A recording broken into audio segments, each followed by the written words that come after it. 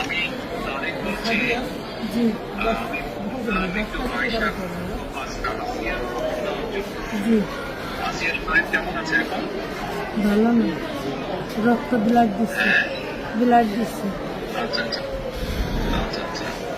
তো আমি আমাদের ওখানে যারা নেতা কর্মী বেশ কিছু নয়ন আছে, ওদেরকে আমি বলেছি, আমাদের মাগুরায় যারা নেতৃত্ব আছে তাদেরকে আমি বলেছি যে তারা আপনার পাশে থাকবে, তারা আসিয়ার পাশে থাকবে, যাতে আসিয়ার ন্যায় বিচার হয়। জি আসিয়ার সাথে যারা অন্যায় করেছে তারা যাতে শাস্তি পায়।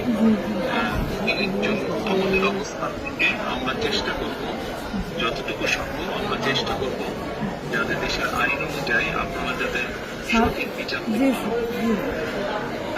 এবং একই সাথে আমি নয়নকে বলেছি যে আসিয়ার জন্য চিকিৎসার জন্য যেসব ব্যবস্থা নেওয়া সম্ভব সেই সব ব্যবস্থাগুলো আমরা চেষ্টা করবো আমাদের দলের অবস্থান থেকে। না, ওই ওই নয়ন ভাই খুব করেছে আমার জন্য। আমার যে খোলাফান আছে আমরা সারা রাত যাবে, আমার জন্য যা লাগে সব দিচ্ছে।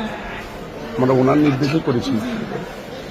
আপনার কাছে এইটুকু আবদার যে আমার ছোট বলি, আপনি যদি দেখতেন ওই বুকগুলো খাইগুলো বিক্রি করেছে, তাহলে আপনার আমি কেন আসতেন যে ওরা কি জঘন্য খারাপ ব্যবহার করেছে আমার মনে শুনে। আপনার কাছে এইটুকু অনুরোধ যে আমার শাস্তি তো দেবেনি, আর আমার দিকে মনে ক্ষতি করেছে ওরা, একটু আপনার কাছে আবদার চাইল, একটু হিসাব দিলাম আমি। আমাদের অবস্থান থেকে আমরা চেষ্টা করবো যাতে আসিয়া ন্যায় বিচার সেই প্রচেষ্টা থাকবে। আপনি চিন্তা করবেন না, আসিয়ার চিকিৎসার জন্য যা কিছু প্রয়োজন আপনি যদি কিছু মনে করেন আমাদেরকে জানাবেন। ভাই আসবে আমার সাথে।